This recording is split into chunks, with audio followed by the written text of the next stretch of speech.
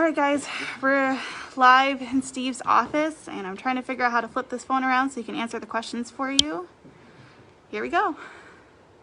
Alright, hey guys. I love the support. Thank you all very, very much.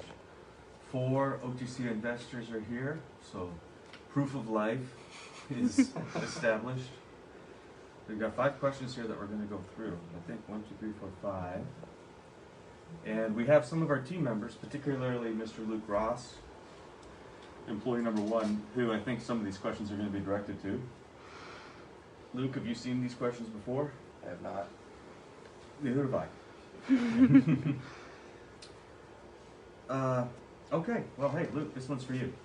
What is the difference between your current turnaround time on products and what Rex will be able to produce with all cylinders firing? So I'm basically saying, I think the question is what's the current turnaround time of the California production, and how's that going to be changed after the Rex is, very specifically, all cylinders firing? So not Rex on June 28th, 2021, but Rex June 28th, 2022.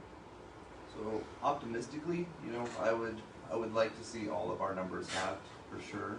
Now, I think we could definitely get to 25% pretty quickly out of here, cut off a week or so of our production time right out of the gate.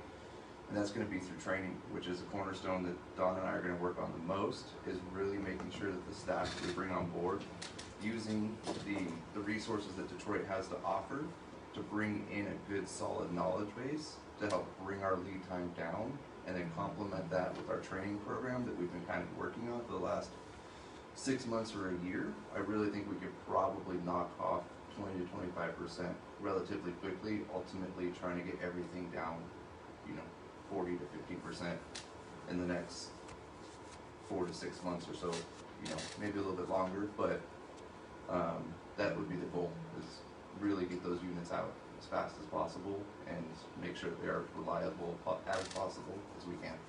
Lukey, we need numbers.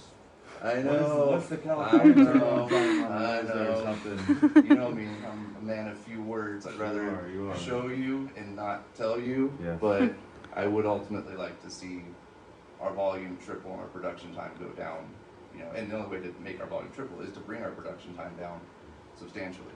So I'll fill in some of the numbers, right? Like there's different numbers of hours attached to each device on how long it's going to take. So, it's difficult for Luke to say, well, it takes us 2 weeks to build a Rosa, because we can pull a Rosa together in a day if we put a few guys on it and if we got all the pieces. So right now, the numbers that I work with is it's 2 man weeks of labor per Scott, currently. Yes. And that's somewhat efficient. I can't see huge differences in Scott because it's so manual, but you guys will squeeze out the efficiencies out of it. Rosa, 12 hours. Wally, 16 hours. Ava, 16 hours. Those are more or less the production times today when we have everything in place. So that'll just be getting better. Ava and Rosa, we are going to substantially decrease our production time and increase our volume on those products specifically. Those are going to be the cornerstones of our layout out there. Oh shit, I just pressed the love button on your phone. I that's fine. Scroll like another question. So you love these questions now. Okay, next question. This one is for me today, but it'll be for Tony in the future. Which product in the AITX pipeline has the biggest profit margin, and will Rex be producing? Yes, so Rex is going to produce everything. Wally HSO is by far the biggest profit maker in the company, by far. It's also the product that saves customers the most money, so it's very equitable. We do really well on it. Customers do really, really, really well on it. It's an interesting product too, because even as this pandemic is hopefully winding down, our interest in Wally HSO is ramping up. I don't understand why, but hey, we'll take the orders and we'll put the units up. What are we going to do? So yeah, so it's Wally HSO. Behind Wally HSO, The next most popular product is Ava, and then Wally, and then Scott, and then Rosa. That's kind of the order. Now, there's possibilities that that's going to change a little bit. If they squeak more efficiencies out of Ava, I would guess that that would be our top profit marker. And then depending what happens on Romeo,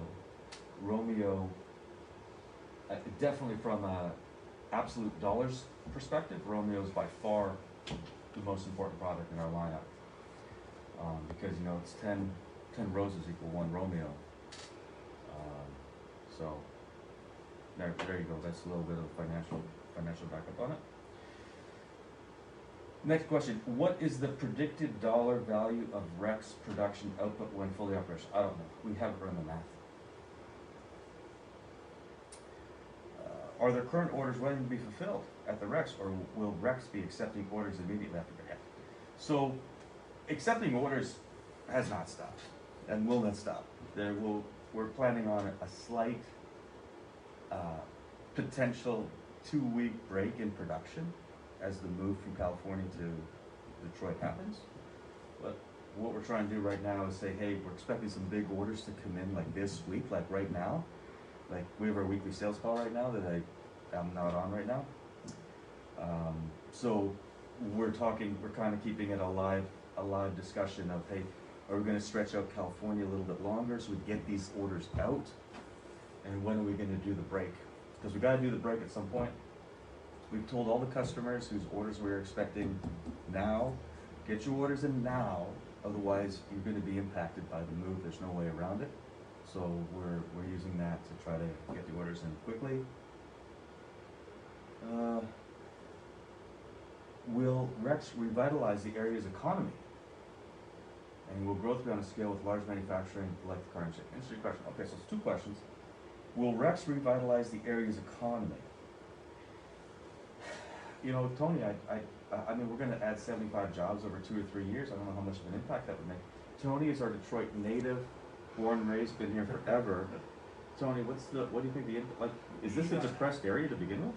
So right now we're trying to build alliances with some strategic people, chambers of commerce, MEDCs, people like that in the local area. But the reality is, in my experience, only being here 6 days, is that I think we will make a significant impact. I think what's going to happen is, you know, from what I've seen in this short period of time with this management team, we're going to be a draw for some of the local labor markets.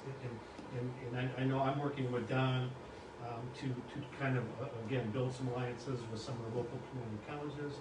And we're going to start pulling that labor from local areas and absolutely impact the local market. Wow. I love that. That's one of the things we love to do. Very cool. Thanks, Tony. Wow. Second question is, will the growth be on a scale with large manufacturing like car industry? Definitely not. I mean, you can't compare what we're going to be doing with automotive industry in the area. You know, do I expect this facility to put out 10,000 devices a year? Absolutely. Sooner the better. Sooner we get to 50 cents. Sure. You know, I just said the next target's at 65 or 90 cents, I'll right? get closer to retirement. Yeah, so, I mean, I'm telling you, we start putting out a couple thousand devices a year, you know, we will very quickly turn profitable, and be able to continue to grow. I want to talk about profitability and growth a little bit, and make sure that, you know, thank you, Justin. Everybody knows, I've said it, you guys have read it, but not everybody necessarily have seen it. The plan is invest, build, grow. That's the plan. Sometimes investors will look at us and they'll ask me a question like, hey, when are you guys going to be profitable? I'm like, I don't know, it's literally, could be 2, 3, 4 years away. It's not the focus right now. The focus is getting product out, perfecting the product, building new product, perfecting how we sell it, inventing new stuff, and owning this market that we feel we're creating. Like you guys have read it and seen it 100 times. That's the focus. Like Amazon did, and not to be presumptuous or compare us particularly, but just to say, hey, it's a good model. How many years did they run cash flow negative and at a loss? 15 years plus? So from my perspective, as long as revenues are growing, as long as we're protecting and owning our market space, eventually we hit this curve where revenues start to exceed expenses and everyone's super duper happy, right? And that's what the plan is. That's what you get when you invest in RAD, is you get this clear company that gives you the good news, the bad news, whatever the news might be, it's the news. And you know the path that we're on, and you make the decision, hey, I'm gonna ride with these guys and girls, or I'm not. So that's a little bit about it on profitability. 5 questions, done. All Thank right. you. Trying to pack this up. All right, bye guys. Thanks for tuning in.